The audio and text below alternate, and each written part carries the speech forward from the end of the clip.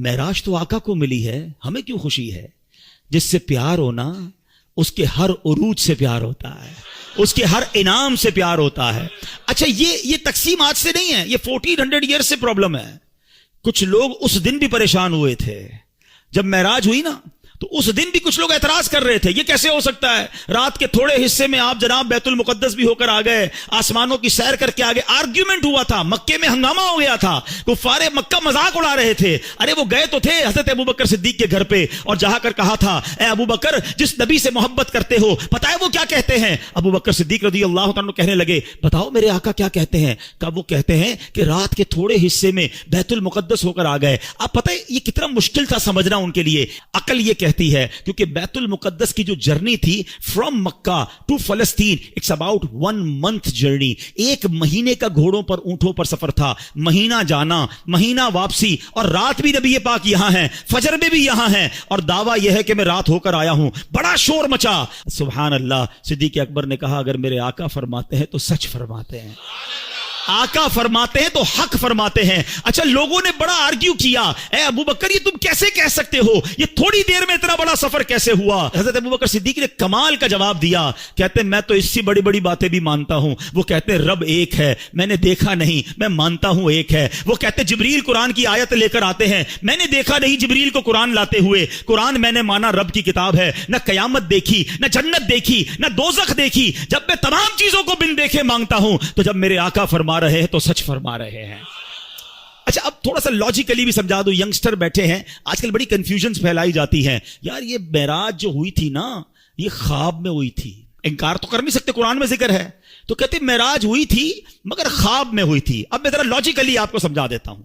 آپ کا بچہ صبح اٹھے آپ کے برابر میں سویا ہو اور کہ ابو رات میں لندن بھی گیا تھا, امریکہ بھی گیا, پھر آنکھ کھلی تو آپ کے برابر میں سویا تھا, تو آپ کیا کہیں گے؟ بیٹا سو جا, میں بھی رات بھر گھومتا ہی رہتا ہوں, کوئی مسئلہ نہیں ہے.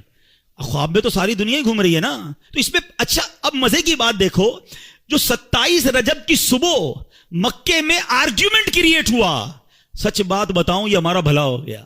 مجھے ایک بتاؤ بات جھگڑا کیا ہوتا اگر نبی پاک یہ اعلان فرمایا ہوتا میرے آقا نے کہ میں خواب میں بیت المقدس گیا ہوں, تو پھر اعتراض کس بات کا ہے؟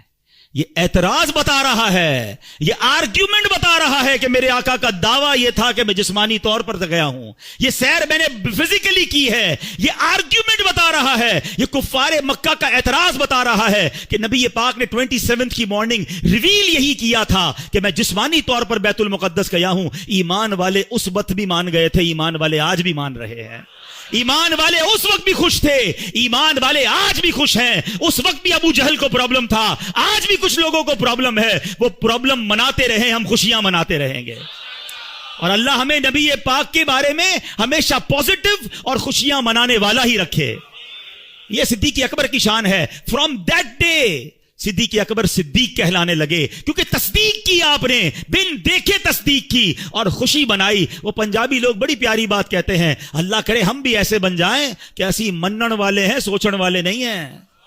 مجھے ایک بات بتاؤ, کوشچن تو وہ کرے جس نے باقی ساری چیزوں میں کوشچن کیا ہو. اللہ کو ہم میں سے کس نے دیکھا ہے؟ ہمیں تو آقا نے فرمایا رب ایک ہے, ہم نے مان لیا. کتاب بتائی کہ یہ قرآن ہے, ہم نے کہا رب کا کلام ہے. جب ساری باتیں نبی پاک کی مان رہے ہیں, وہ بتا رہے ہیں جنت میں جانا ہے, دوزخ میں نہیں جانا ہے, وہاں عذاب ہے, قیامت آنے والی ہے, ہمیں تو سب ملا آقا کے صدقے ہے. تو یہی آقا جب فرماتے ہیں کہ معراج ہوئی ہے تو یقیناً ہوئی ہے. اور سنو یہ آقا معراج کی رات بھی تمہیں بھولے نہیں ہیں, وہاں پھر بھی تمہیں یاد رکھا ہے.